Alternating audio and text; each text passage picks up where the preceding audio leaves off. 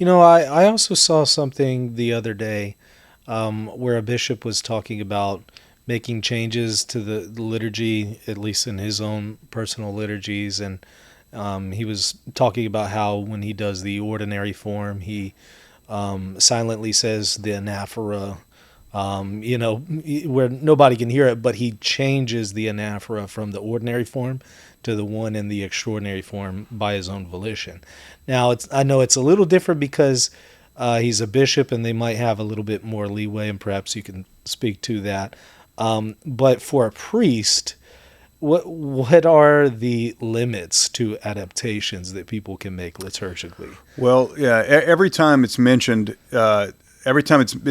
we're told don't make adaptations. Right? We're told don't make this stuff up. I mean, if you open up the missal, the used to be called the sacramentary. If you open that up, there are some things where it says use these words or use these or similar words. Right.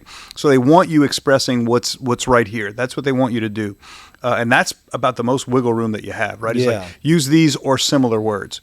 So if you're saying, well, I don't like these words, I want them to express something else, and I don't like what these words are expressing. To me, that's already territory that you shouldn't be in, even when you're given an option to say words that you feel more comfortable saying, right? Mm-hmm. So yeah, I would say as a priest, certainly as a priest, right? I'm a nobody as a priest. I receive the liturgy, and I celebrate the liturgy according to what the book says, right? Mm-hmm. So I do the red, I say the black. That's what I'm going to do.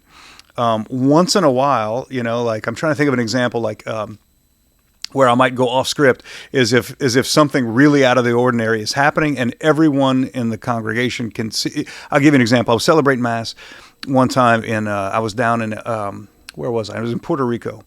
And a bat got into the chapel, and a bat landed on my chasuble, and is like, just sitting there on my chasuble while I'm trying to say Mass. Seriously? Yeah, seriously, this happens, right? So what? Yeah, look, I got stories for you, right? If you want to hear some, stories, I got stories. Anyway, so I had to stop the liturgy and remove the bat, and I had to say something about it. I'm like, lo siento a todos. We have a strange situation here.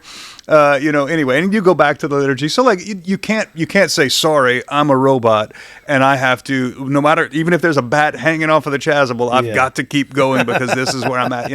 You ought to be human about what you're doing, right? And so you ought to feel some opportunities. That there may be an opportunity or a situation where you have to, take the opportunity to go off script just a tiny bit.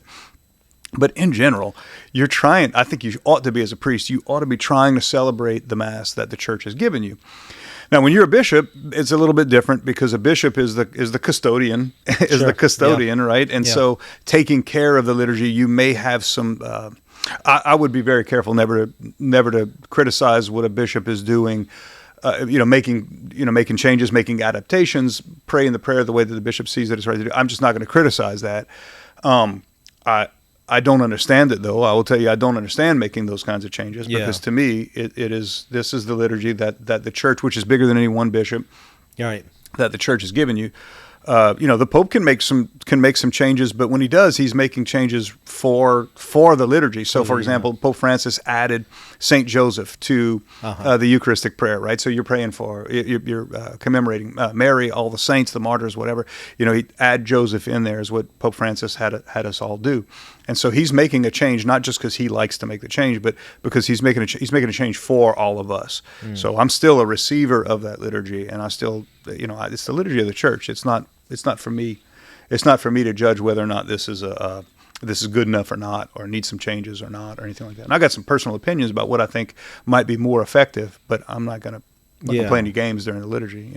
Yeah. It seems a lot safer to not do that, right? Yeah, I mean, I understand too that you should look maybe at your audience who's listening to you, but then again, what you're talking about is that someone these are quiet prayers. These are prayers that are said in a low voice. Yeah, and this bishop was saying he has a problem theologically with the ordinary form and the prayers there. He says that they're too problematic, so he goes.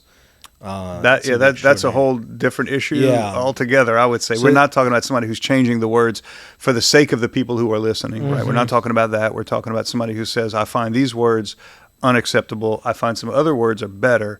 so I'm going to use these other words. That's just not territory that I, as a priest, certainly can't go there. And I have all kinds of questions. If a bishop does that, I would have all kinds of questions. I don't know what the answers to them would be. So I'm not saying anybody's totally wrong for having done that, but Sure. I don't know the answer to why that would be okay. Yeah. Yeah, and that's fair. That's fair. Are you ready to deepen your faith and sharpen your understanding of theology? Welcome to the Center for Theological Research, your gateway to transformative learning. At CTR, you will find in-depth courses designed to equip you with the tools to grow in your understanding of the faith. Explore courses like the 7 Ecumenical Councils and uncover the foundational truths that shape Christianity. Master the ability to determine the level of a doctrine in the Theological Notes course. And in the Logical Fallacies and Apologetics course, you'll learn to spot the logical errors often encountered in non-Catholic apologetics content. Also, check out the ebooks that are available to you for free. Start your journey today. Visit ctresearch.org and take the next step in your faith formation. Hey, thank you so much for watching. I hope you enjoyed the content. Don't forget to hit the subscribe button, the like button, and if you want to support the channel, visit patreon.com/Reason and Theology.